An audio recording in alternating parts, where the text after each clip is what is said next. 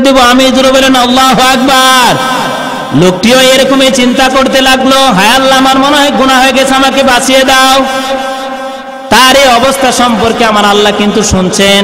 আমার আল্লাহ আমাদের মনের অবস্থা জানেন কি জানেন না? জোরে বলেন জানেন কি জানেন না? আল্লাহ পাক বলেন ইয়ালামু খাইনাতাল আয়ুনি ওয়া মা তুখফিস সুদূর।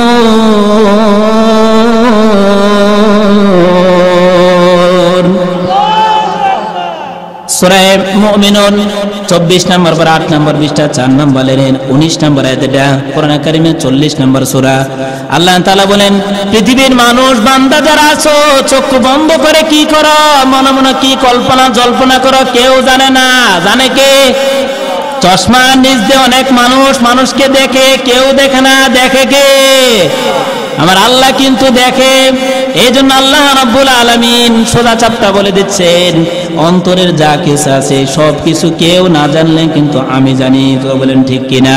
বিল লিসানি ওয়ালা বিল কলম নাশহাদু আল্লা ইলাহা ইল্লাল্লাহু ওয়া নাশহাদু আন্না মুহাম্মাদান আবদুহু ওয়া রাসূলুহু الذي أرسل إلى الناس كافة بشيرا ونذيرا وداعيا إلى الله بإذنه وسراجا منيرا.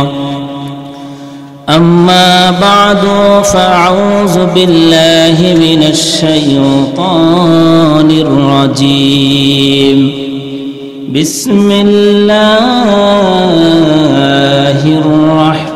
الرحمن الرحيم.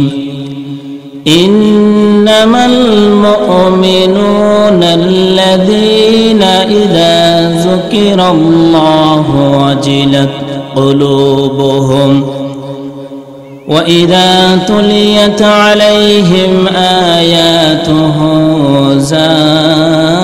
زادتهم إيمانا وعلى ربهم يتوكلون. قال النبي صلى الله عليه وسلم إن الذي ليس في جوفه شيء من القرآن كالبيت الخريب إن الله ملائكته يصلون على النبي يا أيها الذين آمنوا صلوا عليه وسلموا تسليما. اللهم سلم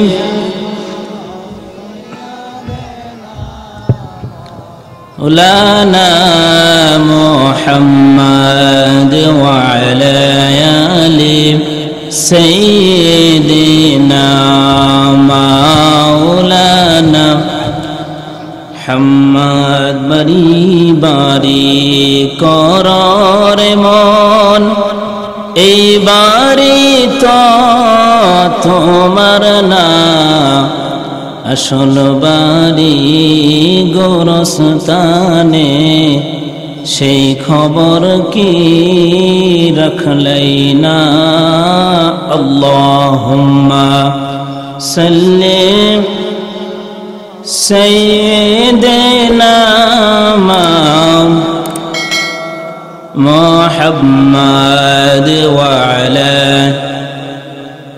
সাইয়্যিদিনা মাওলানা মুহাম্মাদ। লা ইলাহা ইল্লাল্লাহ, জুরে লা ইলাহা ইল্লাল্লাহ, লা ইলাহা লা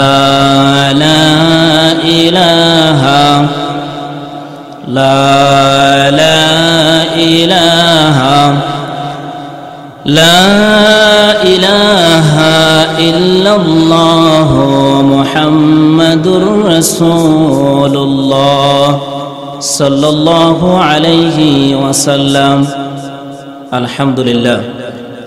বিরামসর পূর্বপাড়া নবজাগরণ সমাজ কল্যাণ যুব সংঘের উদ্যোগে প্রথম বার্ষিক তাফসীরুল কোরআন মাহফিলের স্বনামধন্য সভাপতি, সহসভাপতি, প্রধান অতিথি, বিশেষ অতিথি, সামনে বসা মুসলমান ভাইয়েরা, পর্দার অন্তরালে শ্রদ্ধেয়া সম্মানিতা সর্বগুণে গুণান্বিতা মা এবং বোনেরা, সকলের প্রতি হৃদয় নিংড়ানো সালাম। আসসালামু আলাইকুম ওয়া রাহমাতুল্লাহ। একটু জোরে জবাব দেওয়া দরকার, কারণ কথা শুরুর আগে সালাম দেওয়া দরকার। এই ঘোষণা আমার নবীজির। জোরে বলুন তো কার? সালাম হলো প্রিয় নবীর শেখানো এক রীতি, কথা শুরুর আগে সালাম দেয়া যে তার নীতি। আসসালামু ক্বাবলাল কালাম, আসসালামু আলাইকুম, আসসালাম আসসালাম আসসালাম আসসালাম। সালাম মানে আপনার উপর শান্তি রহমত, দোয়া করা মহান প্রভুর নামক বরকত।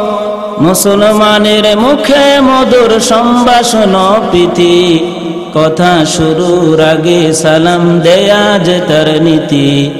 আসসালামু ক্বাবলাল কালাম, আসসালামু আলাইকুম, আসসালাম আসসালাম আসসালাম আসসালাম।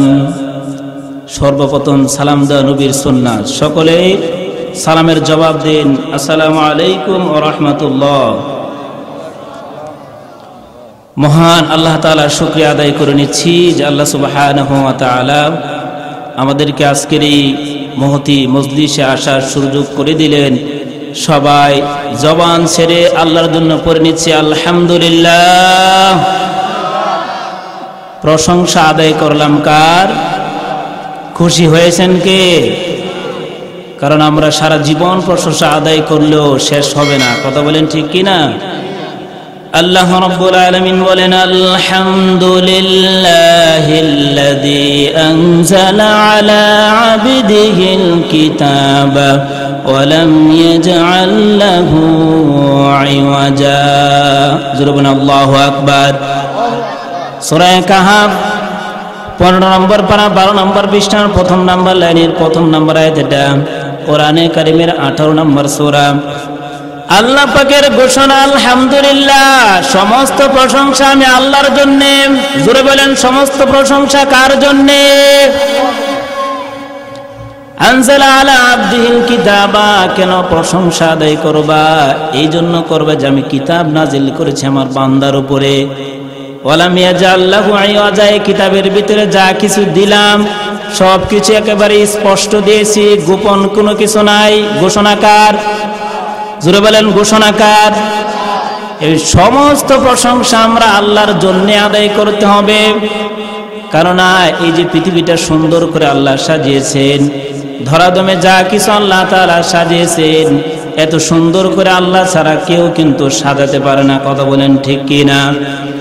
এই সুন্দর ফুল, সুন্দর ফল, মিঠা নদীর পানি, আল্লাহ তোমার মেহেরবানি, আল্লাহ তোমার মেহেরবানি।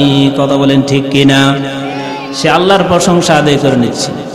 লক্ষ কোটি দরুদ ও সালাম প্রেরণ করছি আমাদের নবী, বিশ্ব নবী মুহাম্মদুর রাসূলুল্লাহ সাল্লাল্লাহু আলাইহি ওয়াসাল্লামের প্রতি, যিনাকে আল্লাহ রাব্বুল আলামিন পৃথিবীর মানুষদের কাছে মডেল হিসেবে দাঁড় করেছেন। জোরে বলেন সুবহানাল্লাহ।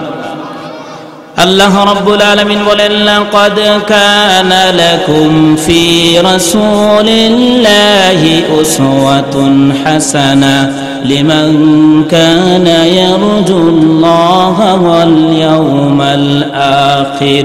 ইলা আখির আয়াত। আল্লাহু আকবার। সূরা আহজাব 21 নম্বর পারা 19 নম্বর পৃষ্ঠার 12 নম্বর লাইনের 21 নম্বর আয়াতটা কোরআনে কারীমের 33 নম্বর সূরা। আল্লাহ তাআলা বলেন, পৃথিবীতে যা কিছু আমি সাজিয়েছি এ সব কিছুর মধ্যে তোমাদের জন্য আমি আমার নবীকে আদর্শ করে পাঠিয়েছি। জোরে বলেন আল্লাহু আকবার।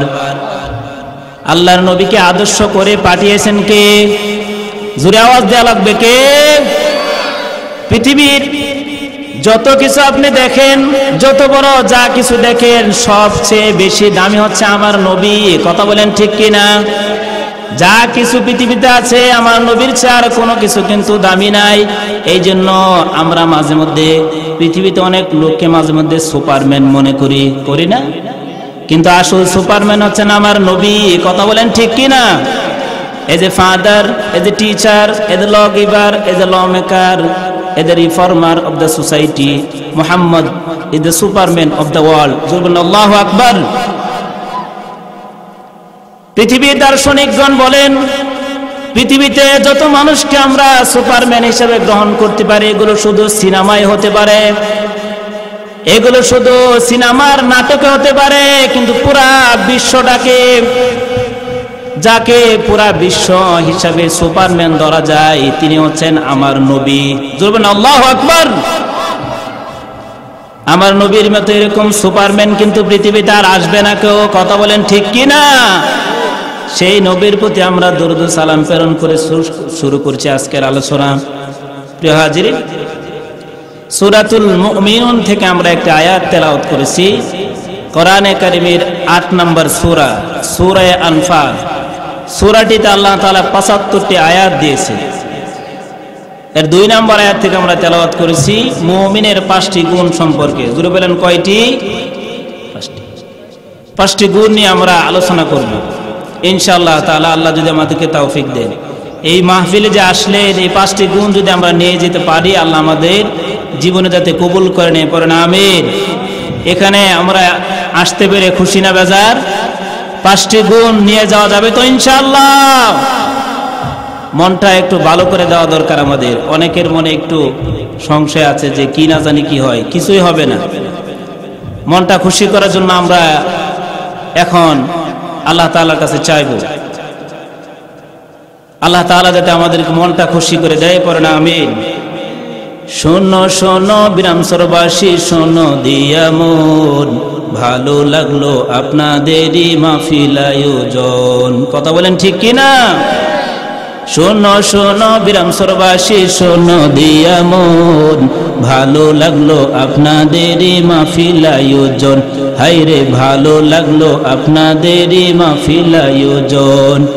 এই মাহফিলের প্রধান অতিথি আনসারী সাহেব ভাই, বিশেষ অতিথি সুলাইমানী হুজুর আছেন তাই, আরো আছেন এলাকার মুসলমান সবাই, আরো আছেন এলাকার মুসলমান সবাই।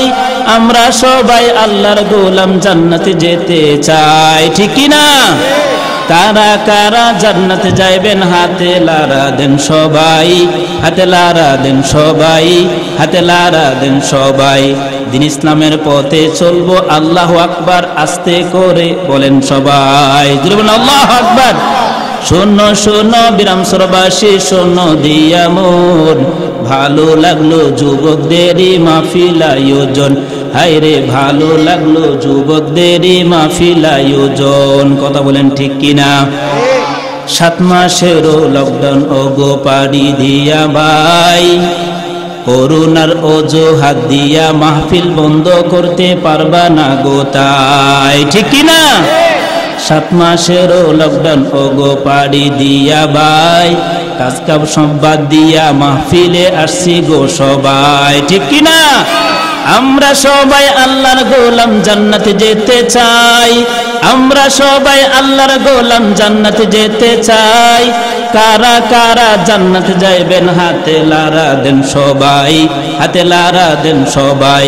দিন ইসলামের পথে চলবো, আল্লাহু আকবার আস্তে করে বলেন সবাই।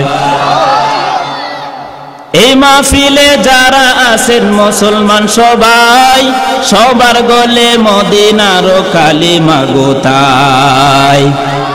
এই মাহফিলে যারা আছেন মুসলমান সবাই, সবার গলে মদিনার কালিমা গো তাই। আমার নবীকে যারা গালি দিবে ভাই, আমার নবীকে যারা গালি দিবে ভাই, আশেকে রাসূলদের কাছে তাদের ক্ষমা নাই। আমরা সবাই নবীর সাথে জান্নাতে যেতে চাই, ঠিক কিনা বলেন? শোনো শোনো বিরামসরবাসী, শোনো দিয়া মন, ভালো লাগলো আপনাদেরই মাহফিল আয়োজন। ভয় পেও না বন্ধু তোমরা বিরামসরের তাই, ভয় পেও না বন্ধু তোমরা মিঠা মনের তাই, ভয় পেও না বন্ধু তোমরা কিশোরগঞ্জের তাই। আমরা সবাই নবীর সাথে জান্নাতে যেতে চাই। কানা কারা জান্নাতে যাইবেন হাতে লারা দেন সবাই, হাতে লারা দেন সবাই। দিন ইসলামের পথে চলবো, আল্লাহু আকবার আস্তে করে বলেন সবাই। নারে তাকবীর, লিল্লাহি তাকবীর। আমরা সবাই রাসূল সেনা, আমরা সবাই রাসূল সেনা, আমরা সবাই নবীর সেনা। ভয় করি না বুলেট বোমা। নারে তাকবীর, নারে তাকবীর, লিল্লাহি তাকবীর। আল্লাহ আমাদের সবাইকে কবুল করুক, বলেন আমিন। আল্লাহ রাব্বুল আলামিন বলছেন, ইন্নামাল মুমিনুনা আল্লাযীনা ইযা যুকিরাল্লাহু ওয়াজিলাত কুলুবুহুম ওয়া ইযা তুলিয়াত আলাইহিম আয়াতুহু যাদাতুহুম ঈমানা। আল্লাহু আকবার। সূরা আনফাল 9 নম্বর পারা 16 নম্বর পৃষ্ঠার 2 নম্বর লাইনে 2 নম্বর আয়াতটা কোরআনে কারীমের 8 নম্বর সূরা। আল্লাহ রাব্বুল আলামিন বলেন, ইন্নামাল মুমিনুনা আল্লাযীনা ইযা যুকিরাল্লাহ, যখন মুমিনদের সামনে আল্লাহর নাম নেওয়া হয় তখন মুমিনদের অন্তর কেঁপে ওঠে। জোরে বলেন সুবহানাল্লাহ। মুমিনদের অন্তর কাঁপতে থাকে, এটা মুমিনের প্রথম নাম্বার গুণ।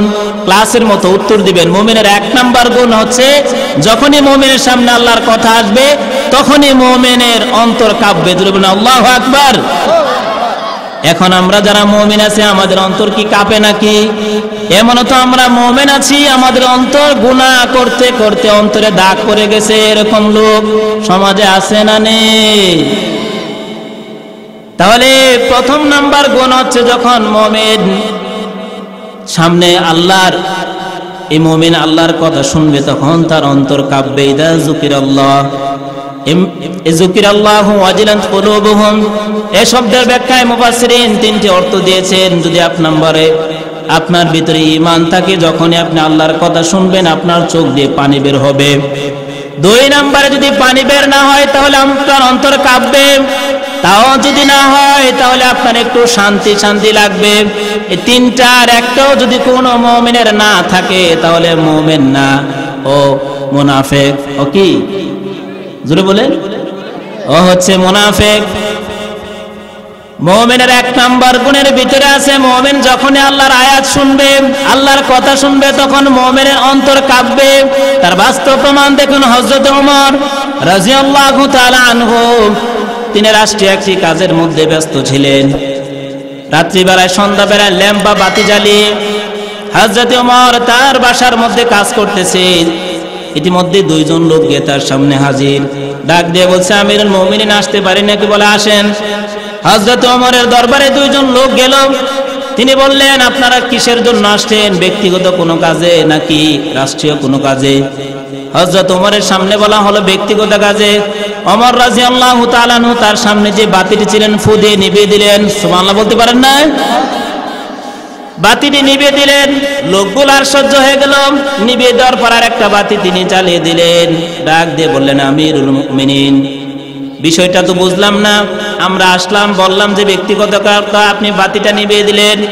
হযরত ওমর ডাক দিয়ে বললেন যে, শোনো আমার দেশের প্রজারা, আমি যে এতক্ষণ কাজ করছিলাম এটা ছিল রাষ্ট্রীয় কাজ, এখন যে কাজটা আমি করছি তোমাদের সাথে এটা পার্সোনাল কাজ। বলে একটু সময়ের জন্য কি হবে? বলে কিছুই হবে না, আমার আল্লাহর আয়াত আমার সামনে, ইন্নামাল মুমিনুনা আল্লাযীনা ইযা যুকিরাল্লাহ, যখনই আমার আয়াতটা মনে হয়ে যায় তখন আমার অন্তর কাঁপুনি শুরু হয়। জোরে বলেন আল্লাহু আকবার। আমার কাঁপুনি জাপুনি শুরু হয়ে যায়, আমার এটা মনে হয় আল্লাহ আমাকে ধরে ফেলছে নাকি, আমাকে কখন আল্লাহ আমার এই 2 মিনিট 3 মিনিট বাতি জ্বালানোর জন্য প্রশ্নটা করে দিয়েছে নাকি, এই ভয়ে আমি সব সময় আমার অন্তর কাঁপতে থাকে। এই জন্য আমি এই কাজটা করতে পারবো না। হযরত ওমর পৃথিবীর সারা পৃথিবী যিনি শাসন করেছেন তাদের মধ্যে একজন, তিনার যখনই কোরআনের আয়াত তার সামনে আসতো তখন তার অন্তর কাঁপতো। শুধুমাত্র সূরা আনফালের আয়াতটি শোনার পরে জোরে বলেন আল্লাহু আকবার।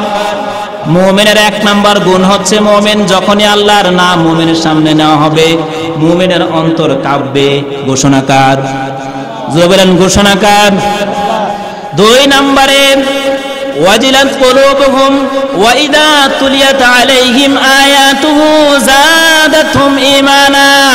যখন মুমিনের সামনে আল্লাহর কোরআন থেকে তেলাওয়াত করা হবে তখন মুমিনের ঈমান বাড়বে। জোরে বলেন আল্লাহু আকবার। মুমিনের সামনে যখন আয়াত তেলাওয়াত করা হবে তখন ঈমান বাড়বে।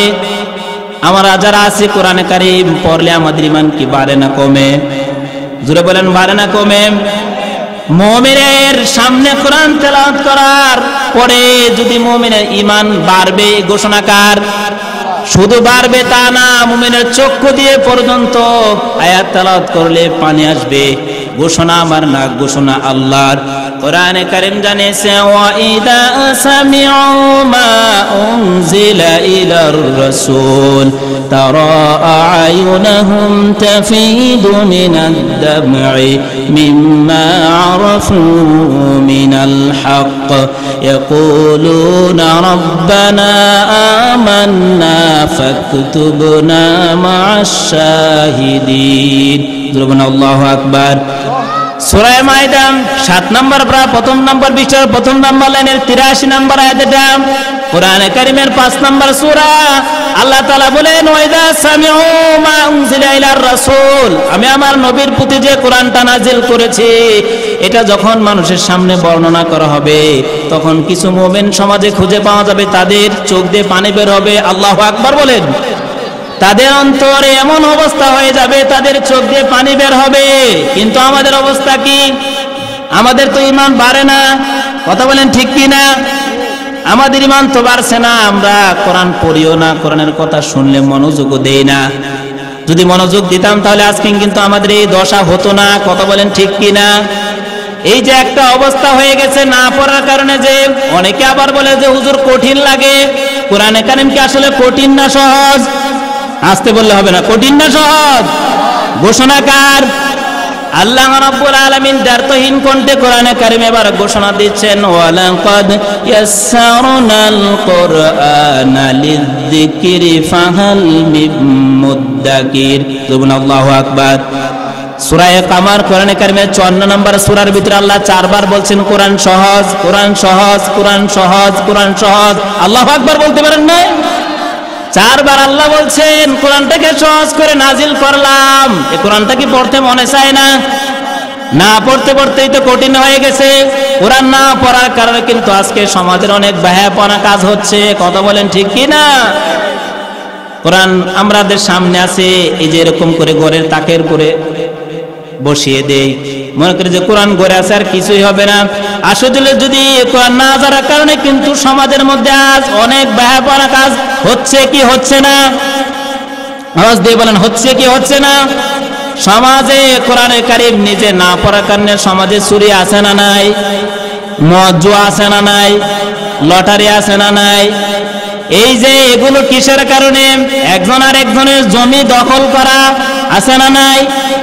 আসতে বলেন কেন? আছে না নাই? কিসের কারণে? কোরআন ছেড়ে দেওয়ার কারণে সমাজে এরকম চুর আছে না নাই? আল্লাহ রাব্বুল আলামিনের ঘোষণা ছিল যে যারা এই চুরি করবে তাদের হাত কেটে দিবে। ঘোষণাকার আমার আল্লাহর ঘোষণা ছিল। কোরআন যদি পড়তাম তাহলে কিন্তু আয়াতটা আমাদের সামনে আসতো ওয়াস-সারিকু ওয়াস-সারিকাতু ফাকতাউ আইদিয়াহুমা জাযাআম বিমা কাসাবা নাকালাম মিনাল্লাহ। আল্লাহু আকবার। সূরা মাইদা 6 নম্বর পারার 13 নম্বর পৃষ্ঠা 4 নম্বর লাইনের 38 নম্বর আয়াত। এটা কোরআনে কারিমের 5 নম্বর সূরা। আমার আল্লাহর ঘোষণা ছিল সমাজে যারাই চুরি করবে তাদের হাত কেটে দেওয়া। ঘোষণা কার? এখানে আবার দুইটা অর্থ দিয়েছেন মুফাসসিরিন। চোর আবার দুই ধরনের। কয় ধরনের? দুই ধরনের চোর আছে। একটা হচ্ছে সমাজের অভাবের চোর, আর একটা হচ্ছে স্বভাবের চোর। এরকম চোর দু একজন আছে না নেই? যারা অভাবে চুরি করে, অভাবে চোরের দায়িত্বটা সরকার নেবে, রাষ্ট্র নেবে, চেয়ারম্যান থাকলে তিনারা নেবে, নেই সমস্যাটা তার সমাধান করে দিবে, এটা রাষ্ট্রের দায়িত্ব। কিন্তু স্বভাবে যারা চুরি করে তাদের ব্যাপারে বলা হচ্ছে অভাবে না, স্বভাবে যারা চুরি করে তাদের হাত কেটে দাও। কথা বলেন ঠিক কি না? স্বভাবে চোর সমাজে দু একজন আছে না নেই? অনেক স্বভাবে চোর এই দেশে আছে। আছে না? আছে না? আছে না? যারা এসি রুমের ভিতরে বসে কলমের খোসায় 1 লক্ষ 2 লক্ষ টাকা নিয়ে নিচ্ছে, এরকম চোর দু একজন আছে না নেই? যারা সরকারি রিলিফের মালগুলো আসলে, ব্রিজ আসলে, কালভার্ট আসলে পেটের ভিতরে ঢুকিয়ে দেয়, এরকম স্বভাবের চোর আছে না নাই? আসতে বললেন কোন? আছে না নাই?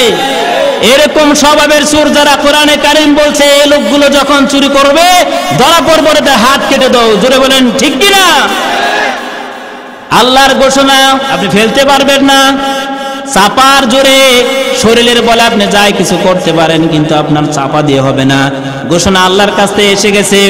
2 জন 3 জন স্বভাবে চোরকে যদি জোরে যারা কালভার্ট গুলো পেটের ভিতরে ঢুকিয়ে দেয়, যারা বয়স্ক ভাতা বৃদ্ধাদের টাকাগুলো নিজেদের পেটের ভিতরে ঢুকিয়ে দেয়, ওই লোকগুলোকে যদি বাইতুল মোকাররমের স্কয়ারের সামনে প্রত্যেকটা টেলিভিশনের সাংবাদিকদেরকে নিয়ে এসে এখানে যদি তাদের হাতগুলো কেটে দেওয়া হতো, টেলিভিশনে দেখানো হতো, আমার মনে হয় বাংলাদেশে আর একটাও স্বভাবের চোর থাকতো না। কথা বলেন ঠিক কি না? এটা করার একমাত্র কারণ হচ্ছে কি আপনি জানেন? কোরআনে কারীম ছেড়ে দিয়েছে আমরা, এই জন্য স্বভাবে চুরিটা সমাজে আছে না নেই? রাগ করতেছেন আপনারা? এই হচ্ছে স্বভাবের চোর। এরপরে দেখবেন কোরআনে কারীম না জানার কারণে কিন্তু এরকম আরো আছে সমাজে। মদ জুয়া হচ্ছে কি হচ্ছে না? মদ জুয়া যদি মানুষ কোরআন তেলাওয়াত করতো এগুলো কিন্তু ছেড়ে দিত। কথা বলেন ঠিক কি না? এগুলো মানুষ ছাড়ছে না, কারণ কোরআন তেলাওয়াত করছে না। আল্লাহ রাব্বুল আলামিনের ঘোষণা ছিল, ইয়া আইয়ুহাল্লাযীনা আমানু ইন্নামাল খামরু ওয়াল মাইসিরু ওয়াল আনসাব ওয়াল আজলামু রিজসুম মিন আমালিশ শাইতান। আল্লাহু আকবার।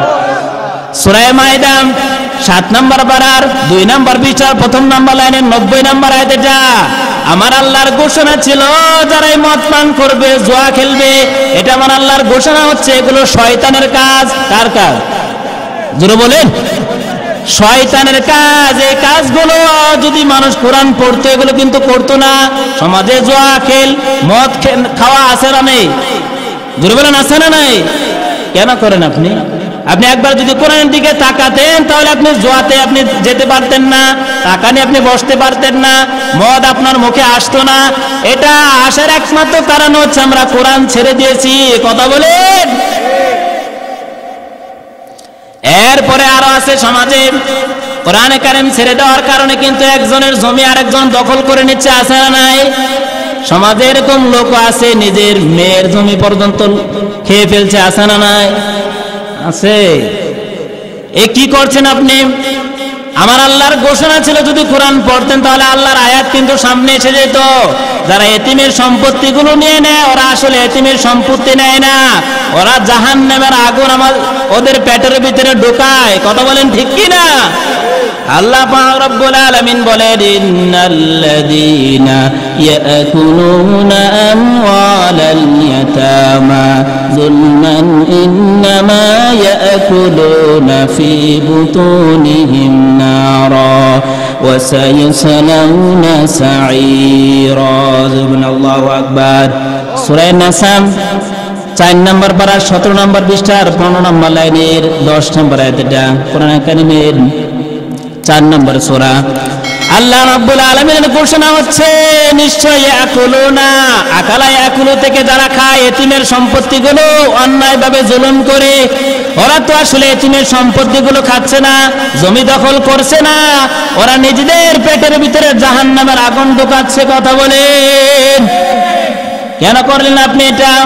এটা না আপনি করছেন তার একটা কারণ এই যে এটা কোরআন পড়েন না, তাই কোরআন পড়লে অটোমেটিক আপনার সামনে আয়াতটি আসতো যে আসলে যদি আমি এতিমের মাল খাই আমি জাহান্নামের আগুনে ঢোকাচ্ছি।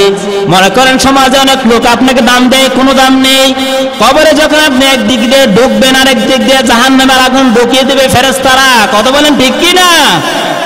মুমিনের 2 নাম্বার গুণের ভিতরে আছে এটা, অথচ যদি কোরআন আমাদেরকে আল্লাহ তাআলা দিয়েছেন আমাদের সমাধানের জন্য। কথা বলেন ঠিক কি না? সমাধান চাও যদি জীবনে মননে, খুঁজে নাও ফিরে চাও চোখ রাখো কোরআনে। সমাধান চাও যদি জীবনে মরণে, খুঁজে নাও ফিরে চাও চোখ রাখো কোরআনে। If you wonder selection this dunya in akhirah, go back, have a look to the holy Quran. Allahu Akbar.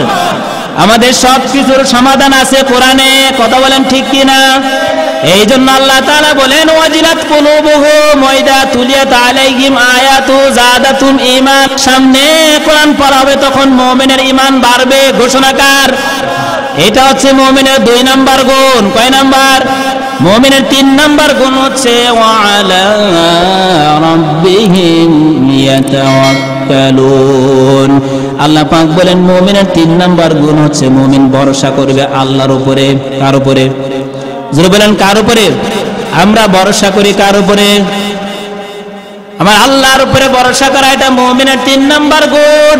বাস্তবে কি যারা আল্লাহর উপরে ভরসা করেছিল, একটি লোক জাহাজ দিয়ে তার বাণিজ্যের জন্য সফরে রওনা দিয়েছে, প্রতিমধ্যে জাহাজটা ডুবে গেছে, সঙ্গী সাথীরা মারা গেছে, লোকটি একটি মরুভূমিতে আশ্রয় নিয়েছে। চিন্তা করলো লোকটি, হায় আল্লাহ, এই মরুভূমিতে আমি এত বড় একটা বিপদের মধ্যে আছি, তুমি ছাড়া আমাকে কেউ বাঁচাতে পারবে না। আবার চিন্তা করতে লাগলো, আয় আল্লাহ, আমার মনে হয় গুনাহ বেশি হয়ে গেছে। এই যে সে চিন্তা করা শুরু করলো, লোকটি মরুভূমির ভিতরে 1 দিন 2 দিন 3 দিন যেতে যেতে লোকটি এখানে একটা ছোটখাটো ঘর বানিয়ে নিল কাঠ দিয়ে, তারপর পাতা টাতা দিয়ে একটি ঘর বানালো। লোকটি চিন্তা শুরু করলো, মনে মনে ভাবলো, আমার মনে হয় গুনাহ হয়ে গেছে, আমার মনে হয় বেশি বেশি গুনাহ হয়ে গেছে, গুনার কারণে আমার উপর এগুলো আসতেছে। মাঝে মধ্যে আমরা গুনাহ করে ফেলি। কথা বলেন করি কি করে না? মাঝে মধ্যে গুনাহ হয়ে যায়, গুনাহ হয়ে যাওয়ার পরেও ক্ষমার রাস্তাটা আল্লাহ খুলে দেয়। আল্লাহ রাব্বুল আলামিন আমাদেরকে শিক্ষা দিচ্ছেন, মাকে দেব আমি। জোরে বলেন আল্লাহু আকবার। লোকটিও এরকমই চিন্তা করতে লাগলো, হায় আল্লাহ, আমার মনে হয় গুনাহ হয়ে গেছে, আমাকে বাঁচিয়ে দাও। তার এই অবস্থা সম্পর্কে আমার আল্লাহ কিন্তু শুনছেন। আমার আল্লাহ আমাদের মনের অবস্থা জানেন কি জানেন না? জোরে বলেন জানেন কি জানেন না? আল্লাহ পাক বলেন ইয়ালামু খাইনাতাল আয়ুনি ওয়া মা তুখফিস সুদূর।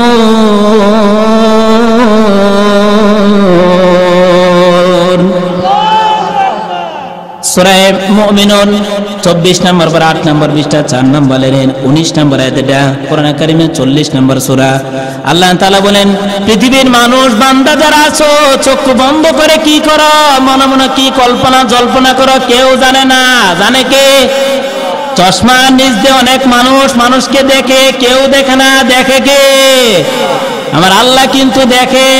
এই জন্য আল্লাহ রাব্বুল আলামিন সোজা চাপটা বলে দিচ্ছেন, অন্তরের যা কিছু আছে সব কিছু কেউ না জানলে কিন্তু আমি জানি। তো বলেন ঠিক কিনা? লোকটার মনের অবস্থাও জানছেন আল্লাহ। লোকটা এবার একদিন কাজ করতে গেল, বিকেল বেলা এসে দেখলো যে তার ঘরটা পুড়ে যাচ্ছে আগুন লেগে। চিন্তায় পড়ে, হায় আল্লাহ, কি হয়? প্রতিমধ্যে সন্ধ্যাবেলা দেখা যায় কিছু লোক তার দিকে এগিয়ে আসছে, ডাক দিয়ে বলছে, আল্লাহর বান্দা কোনো বিপদে আছেন নাকি? বলে, হ্যাঁ আমি তো বিপদে, আপনারা কি করে জানেন? তখনকার সময়ের সিগন্যাল। এবার তারা বললেন, কোথাও যদি আগুন লেগে যেত তাহলে বুঝতো মানুষটা বিপদে পড়ে আছে। আমরা ভাবছি যে মরুভূমিতে যেহেতু আগুন, এখানে আপনি মনে হয় বিপদে আছেন। লোকটাকে আল্লাহ বাঁচিয়ে দিয়েছে। এই লোকটি ভরসা করেছিল কার উপরে? জোরে বলতে হবে, কার উপরে? মুমিনের 3 নাম্বার গুণ হচ্ছে মুমিন ভরসা করবে কার উপরে? না নেতার উপরে? জোরে বলেন, নেতার উপরে না হুজুরের উপরে? কারো উপরে ভরসা করা যাবে না, ভরসা করতে হবে কার উপরে? আমার আল্লাহর উপরে। এটা হচ্ছে মুমিনের 3 নাম্বার গুণ। মুমিনের 4 নাম্বার গুণ হচ্ছে মুমিন আল্লাযীনা ইয়াকিমুনাস সালাতা ওয়া মিম্মা রাযাকনাহুম ইউনফিকুন। আল্লাহু আকবার। মুমিনের 4 নাম্বার গুণ হচ্ছে মুমিন নামাজ কায়েম করবে। জোরে বলেন, কি করবে? মুমিন নামাজ কায়েম করবে। মুফাসসিরিন 2টা ব্যাখ্যা দিয়েছেন নামাজ কায়েম করার। 1 নাম্বার হচ্ছে মুমিন রাষ্ট্রীয়ভাবে নামাজ কায়েম করবে। 2 নাম্বার মুমিন নিজের ভিতরে নামাজ কায়েম করবে। 1 নম্বরে মুমিন রাষ্ট্রীয়ভাবে নামাজ কায়েম করবে। রাষ্ট্রীয়ভাবে যদি নামাজ কায়েম করা থাকে তাহলে আমরা যারা আছে আমরা কিন্তু নামাজ ছাড়তে পারবো না। কথা বলেন ঠিক কি না? আপনি ইচ্ছা করলেও ছাড়তে পারবেন না। সরকার থেকে যদি ঘোষণা আছে যে 1 ওয়াক্ত নামাজ যদি কেউ ছেড়ে দেয় 2 মাস জেল, 2000 টাকা জরিমানা, ছাড়বেন কেউ? যদি বলেন ছাড়বেন কেউ? কেউ ছাড়বে না। কারণ 2 মাস আপনি জেলও খাটতে পারবেন না, আপনি নামাজও ছাড়তে পারবেন না। কথা ঠিক কি না? এই জন্য যারা মুমিন আছে তারা নামাজ সবসময় পড়বে, নামাজ কায়েম করার চেষ্টা করবে। মুমিন যারা নামাজ কায়েম করার চেষ্টা করবে, যখনই মুমিনরা নামাজ কায়েম করে ফেলবে, করার জন্য চেষ্টা করে তারা উপরে উঠে যাবে, তখন মুমিনরা 4টি কাজ স্পেশালি করবে। কয়টি? আল্লাহ রাব্বুল আলামিন বলেন আল্লাযীনা ইম্মাক্কানাহুম ফিল আরদি আকামুস সালাতা ওয়া আতাউয যাকাতা ওয়া আমারু বিল মা'রুফি ওয়া নাহাউ আনিল মুনকার ওয়ালিল্লাহি আকিবাতুল উমুর। আল্লাহু আকবার। সূরা হজ 17 নম্বর পারা 16 নম্বর বিষয় 7 নম্বর লাইনের 41 নম্বর আয়াত। এটা কোরআনে কারিমের 22 নম্বর সূরা। আল্লাহর ঘোষণা হচ্ছে মুমিনরা যদি ক্ষমতায় যায় সংসদে যারা 4টি কাজ করবে। জোরে বলেন কয়টি? 1 নম্বরে মুমিন সংসদে নামাজের বিল পাস করবে। 2 নম্বরে মুমিন যাকাত ভিত্তিক অর্থনীতি ব্যবস্থা কায়েম করবে। 3 নম্বরে সমাজে ভালো ভালো কাজের আঞ্জাম দেবে। 4 নম্বরে মুমিন সমাজে যত বেহায়াপনা অশ্লীল কাজ আছে সবগুলো বন্ধ করে দেবে। ঘোষণা কার? যে বলেন ঘোষণা কার? আমার আল্লাহর ঘোষণা হচ্ছে মুমিনরা ক্ষমতায় গেলে 4টি কাজ করবে। তাহলে যদি সরকার ক্ষমতায় যায়, এরকম লোক যায়, 1ম নম্বরে আপনার নামাজের বিল পাস করবে। নামাজের বিল পাস করলে আপনি নামাজ ছাড়তে পারবেন কেউ? কথা বলেন, ছাড়তে পারবেন? এই কাজটি আপনাদের সবার করতে হবে। নামাজ কায়েম করার চেষ্টা সবাই করতে রাজি আছি না নে? নামাজ কায়েম করার জন্য চেষ্টা করতে হবে। বলবেন হুজুর নামাজ কায়েম করার জন্য চেষ্টা করলে মরতে হবে, এরকম লোক আছে না নাই? আরে ভাই, মরলে আপনি মরবেন, তাহলে আপনাকে চেষ্টা করার দরকার আছে। আপনি যদি ওই জায়গায় গিয়ে মরেনও আপনি মরবেন না, মরেও জীবিত। ঘোষণা কার? জোরে বলেন কার ঘোষণা? আল্লাহ রাব্বুল আলামিন বলেন ওয়ালা তাহসাবান্নাল্লাযীনা কুতিলু ফি সাবিলিল্লাহি আমওয়াতা বাল আহইয়াউন ইনদা রাব্বিহিম ইউরযাকুন। আল্লাহু আকবার। সূরা আলে ইমরান 4 নম্বর পারা 11 নম্বর পৃষ্ঠা 7 নম্বর লাইনের 159 নম্বর আয়াতে আল্লাহ তাআলার ঘোষণা হচ্ছে যারা নামাজ প্রতিষ্ঠার জন্য, ইসলাম প্রতিষ্ঠার জন্য যারা শাহাদাত বরণ করে মরে যায় ওদেরকে তোমরা মৃত বলো না। ঘোষণা কার? ওরা আসলে মৃত না, দেখতেছো তোমরা মৃত। উপর দিয়ে কাফনের কাপড়গুলো দেওয়া আছে, আসলে তা নয়। কবরের ভিতরে যখন তাদেরকে রাখা হয় বালাহিয়া উন, তারা জীবিত। শুধু কি জীবিত তা না, কবরের মধ্যে তারা আমার আল্লাহর কাছ থেকে রিজিক পায়। ঘোষণা কার? জোরে বলেন কার? এই জন্য নামাজ কায়েম করার জন্য আপনি চেষ্টা করতে হবে। মরে গেলেও শহীদ, মরে গেলে কি? বাঁচলে গাজী, মরলে কি? জোরে বলেন, বাঁচলে গাজী, মরলে শহীদ। নামাজ কায়েম করার আপনাকে চেষ্টা করতে হবে। এটা হচ্ছে নামাজ কায়েম করার 1 নম্বর অর্থ। নামাজ কায়েম করার 2 নম্বর অর্থ হচ্ছে আপনার নিজের মধ্যে নামাজ কায়েম করতে হবে। নিজের মধ্যে নামাজ কায়েম করে, এটা আবার কি? নিজের মধ্যে কায়েম করা বলতে বোঝায় যে আপনি খুজু এবং খুজুর সাথে নামাজ আদায় করবেন। নামাজের সুন্নাতগুলো, নামাজের ওয়াজিবগুলো, এই যা কিছু যাবতীয় আমল আছে এগুলো আদায় করে নিতে হবে। এগুলো যখন আপনি আদায় করে নেবেন, এটা হচ্ছে নিজের মধ্যে নামাজ কায়েম করা। হযরতে ইমাম বুখারী রাহিমাহুল্লাহ নিজের মধ্যে নামাজ খুজুর সাথে কায়েম করে নিয়েছিল। সালাতের মধ্যে একদিন তাহাজ্জুদ নামাজে দাঁড়িয়েছে রাত্রে। যখন তিনি নামাজে দাঁড়ালেন, নামাজে দাঁড়ানোর পরে বিষাক্ত একটি পোকা তার পেছন আস্তিনের ভিতরে, জামার ভিতরে ঢুকে গিয়েছে।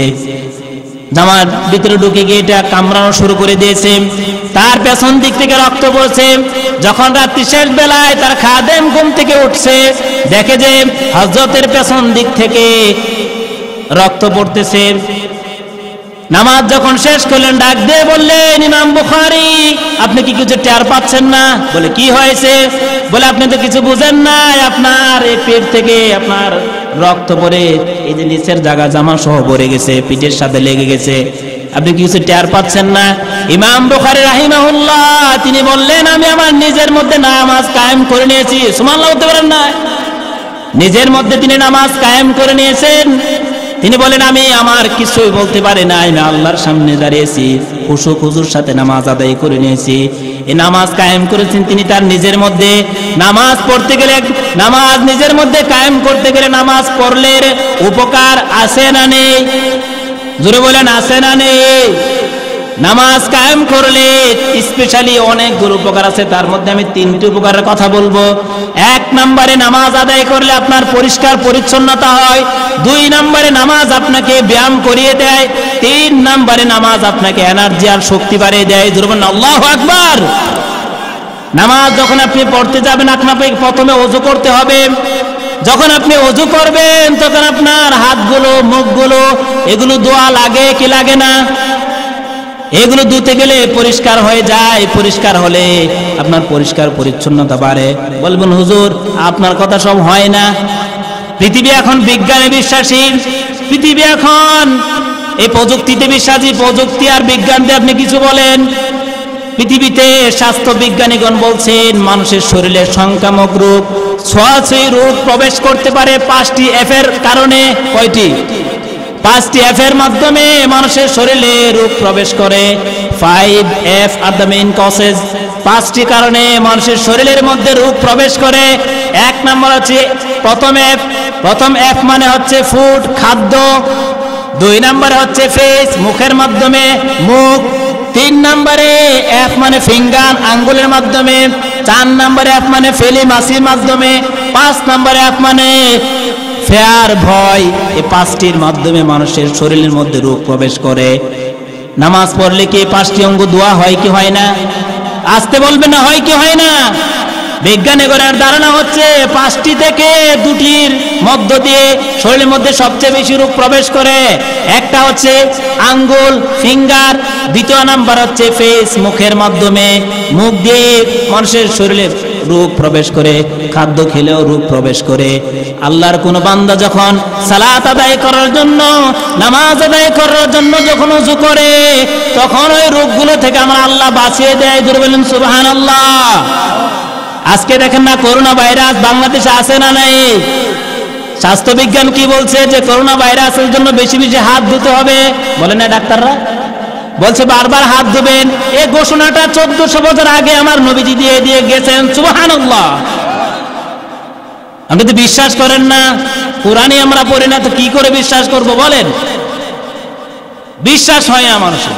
1400 বছর আগে বিজ্ঞানী মুহাম্মদ সাল্লাল্লাহু আলাইহি ওয়াসাল্লাম ঘোষণা করেছেন, হাত ধুলে সংক্রামক রোগ থেকে আল্লাহ তাআলা বাঁচিয়ে দিবেন। আল্লাহু আকবার। নামাজের 1 নম্বর উপকার, নামাজ আপনাকে পরিষ্কার পরিচ্ছন্নতা শেখায়। নামাজের 2 নম্বর হচ্ছে উপকার, নামাজ ব্যায়াম করতে সাহায্য করে। বিজ্ঞানীদের ধারণা হচ্ছে, ব্যায়াম যখন আপনি শুরু করবেন তখন আস্তে আস্তে শুরু করা লাগে, ঠিক না? আস্তে আস্তে ব্যায়াম শুরু করবেন। ব্যায়াম শুরু করার সময় হোস করে দৌড় দিতে পারবেন না। আবার ব্যায়াম শুরু করার সময়, হাঁটার সময় তাড়াতাড়ি প্রথমে হাঁটতে পারবেন না, আস্তে আস্তে করে হাঁটবেন। স্বাস্থ্য বিজ্ঞান বলছে, যা কিছু করো, যা কিছু খাও, কোনো সমস্যা নেই, কিন্তু ব্যায়াম মতো খাও। আল্লাহ তাআলা ছোটখাটো ব্যায়ামের জন্য, আস্তে আস্তে ব্যায়ামের জন্য ফজরের নামাজটা দিলেন। আর বান্দাকে বুঝিয়ে দিলেন, বান্দা ঘুম থেকে যখন ওযু করবে, ওযু করার পরে মসজিদ যখন প্রথম আমরা যাই, দৌড়ে যাই না হেঁটে হেঁটে যাই? আসতে বললে হবে না, দৌড়ে যাই না হেঁটে হেঁটে যাই? হেঁটে হেঁটে মসজিদে যাই, আপনার শরীরের রগগুলো আস্তে আস্তে ছুটতে থাকে।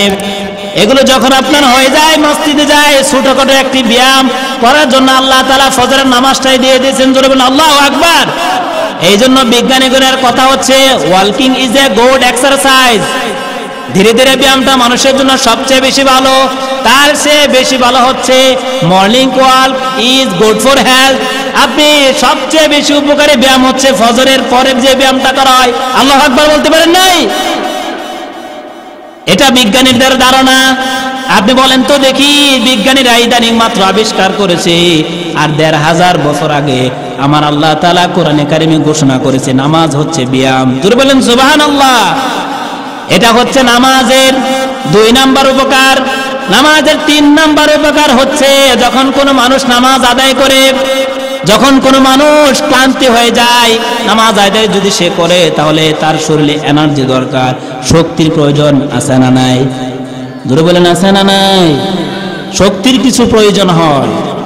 আমার আল্লাহ তাআলা বলেন, যখন কোনো বান্দা নামাজ আদায় করে, যখন সে সালাত আদায় করে, সালাতে রুকুতে যায়, সিজদাতে যায়, মনোযোগী হয়ে দাঁড়ায়, তখন আমি আল্লাহ রাব্বুল আলামিন মনোযোগের কারণে তার ক্লান্তিটা আমি আল্লাহ দূর করে দেই। আমার আল্লাহ ক্লান্তিগুলো দূর করে দেয়। যখন আপনি নামাজে দাঁড়ান, আমাদের মনোযোগটা কার দিকে থাকে? জোরে বলেন কার দিকে? যখন রুকুতে যাই, সিজদাতে যাই, রুকুতে গেলে আমাদের নজরটা থাকে নিচের দিকে, সিজদায় গেলে থাকে নাকের দিকে, দাঁড়িয়ে থাকলে থাকে সিজদার দিকে। এই কাজগুলো যে হয়, কার জন্য আমরা করি? আমার আল্লাহর জন্য। এই জন্য আল্লাহ তাআলা বলছেন, তোমার যদি ক্লান্তি থাকে দূর হয়ে যাবে। বিজ্ঞানীগণের ধারণা এটাই। পাশ্চাত্যের কিছু বিজ্ঞানীরা গবেষণা করে দেখেছে যে যারা কিছু মানুষের চিন্তাশীল মানুষ যারা আছে, তাদের চিন্তা কি করে ভালো করা যায়, এরকম যখন তারা শুরু করলো, এবার কি করবে তারা? চিন্তা দূর করার জন্য তারা একটা মেডিটেশনাল ক্লাব তৈরি করেছে। এখানে কিছু মানুষ যায়, এখানে যাওয়ার পরে লোকদেরকে বলা হয় যে আপনারা নিচের দিকে তাকিয়ে থাকেন, ধ্যান ধরে তাকিয়ে থাকবেন, কোনো দিকে মনোযোগ দিবেন না। 10 মিনিট, কারো 20 মিনিট, কারো 30 মিনিট, কারো 40 মিনিট, এরকম করে তাদেরকে দেওয়া হয়। যখনই তাদেরকে দেওয়া হয় 40-50 মিনিট পরে তারা বলে আমি এখন সুস্থ। এগুলো বলার পরে যখন বেরিয়ে আসতে চায়, লোকগুলো বলে যান কই, টাকা দিয়ে যান। কি করে? টাকা দেন, ফাও ফাও আমরা এই ব্যায়ামগুলো করাই না।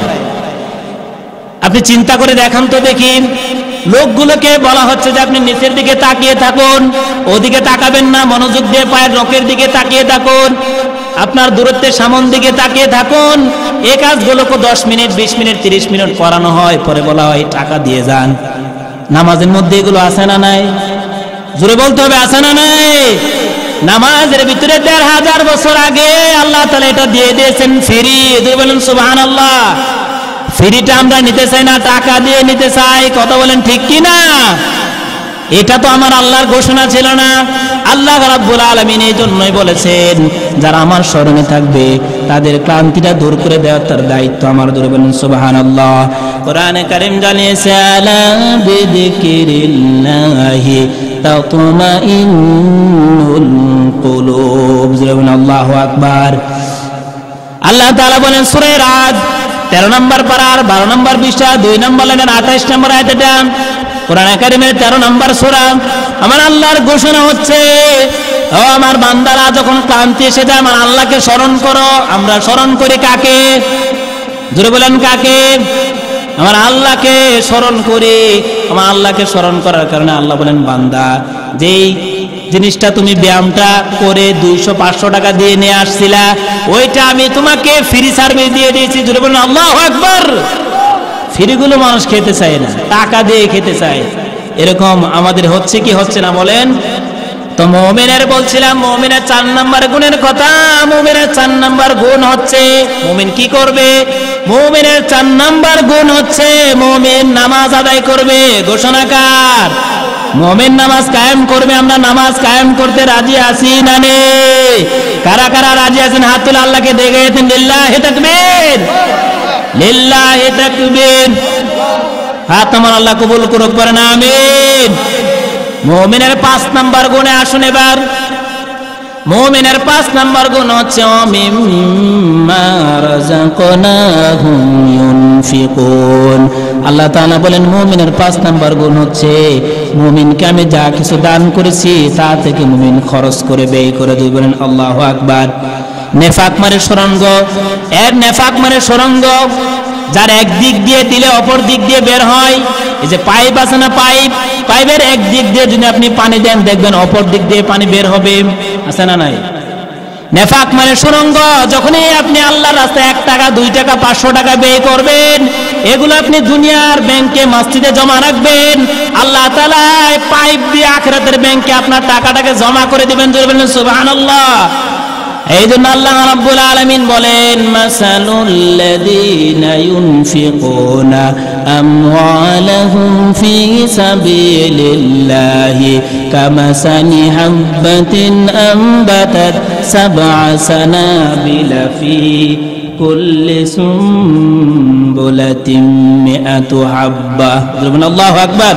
সূরা বাকারা 3 নম্বর পারার 3 নম্বর পৃষ্ঠার 6 নম্বর লাইনের 167 নম্বর 161 নম্বর আয়াতটা আমার আল্লাহ তাআলা ঘোষণা হচ্ছে, কোন মানুষ যখন একটা দান করে তখন এটা 60টা হয় গাছের মতো, আবার 60টা যখন তার হয়ে যায় 60টা থেকে প্রতিটা 100 হয়। সুবহানাল্লাহ বলতে পারেন না?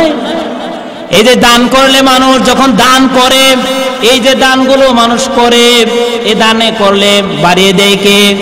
আবার নবী যে হাদিসে বলেছেন 1 টাকা দান করলে 10 টাকা হয়, এই বিশ্বাস আমাদের আছে না নেই? হযরত আলী রাদিয়াল্লাহু তাআলা আনহু বাজারে যাচ্ছেন, তিনি তার স্ত্রীর জন্য কিছু, তার অসুস্থ, সে কমলা লেবু আনার জন্য বাজারে যাচ্ছেন। যখন তিনি কমলা লেবু আনার জন্য গেছেন, প্রতিমধ্যে একটি কমলা নিয়ে আসছেন, একজন ভিক্ষুক সামনে দাঁড়াচ্ছে, দাঁড়িয়ে বলছে আলী কিছু দাও আল্লাহর জন্য। যখন চেয়েছে আলী তার আপেল কমলা লেবুটা দিয়ে দিয়েছে, সঙ্গে সঙ্গে আলী এবার বাড়িতে চলে গেছে। ফাতেমা বলে কোনো চিন্তা নেই, আমি বুঝতে পারছি কি হয়েছে, আপনি মনে হয় দান করে দিয়ে আসছেন। যখন ইতিমধ্যে একটু পরে আল্লাহর রাসূল সালমান ফারসিকে দিয়ে তার সামনে কয়েকটি আপেল আর কমলা লেবু পাঠালেন। যখন গেলেন তার কাছে যাওয়ার পরে বললেন হযরত আলী তোমাকে রাসূল কমলা লেবু দিয়েছে। বলে কয়টি? 9টি। যখন তিনার কাছে দেওয়া হলো 9টি কমলা লেবু, যখন তিনি খুললেন বললেন যে এখানে 9টি, এটা আমার না। আল্লাহু আকবার বলেন। যে যেখানে কমলা লেবু 9টি সেটা আমার না, কারণ আমার বিশ্বাস নবীজি হাদিসে বলেছে 1 টাকা দান করলে কয় টাকা? জোরে বলেন। 1 টাকা দান করলে 10 টাকা। একটা কমলা লেবু দিয়েছি 9টা আমার না। সালমান ফারসি বলে আল্লাহর কসম, আল্লাহর কসম, আল্লাহর কসম, পকেট থেকে একটা কমলা লেবু বের করে দিয়ে বললেন আলী তোমাকে পরীক্ষা করার জন্য আমি এটা করছিলাম, আল্লাহর নবী আমার কাছে 10টা কমলা লেবু দিয়েছে। এবার জন্য দান করতে হবে আমাদের। প্রিয় হাজিরিন, এই জন্য বলছিলাম মুমিনের 5 নাম্বার গুণ হচ্ছে মুমিন সর্বদাই দান করবে কার জন্যে? আমার আল্লাহর জন্যে। এটা মুমিনের 5 নাম্বার গুণ। আল্লাহ রাব্বুল আলামিনের এই ঘোষণা ছিল এটাই। 5টি গুণ আমি যেটা সূরা আনফালের আয়াত দিয়ে বর্ণনা করেছিলাম। আল্লাহ রাব্বুল আলামিন আমাদেরকে যাতে 5টি গুণের উপর আমল করার তৌফিক আমাদেরকে দান করেন। জোরে বলেন আমিন। 5টি গুণ আমল করা যাবে না ইনশাআল্লাহ? আমি এই গ্রামের ছেলে, দোয়া করবেন আমার জন্য ইনশাআল্লাহ। আমার সময় মনে হয় শেষ।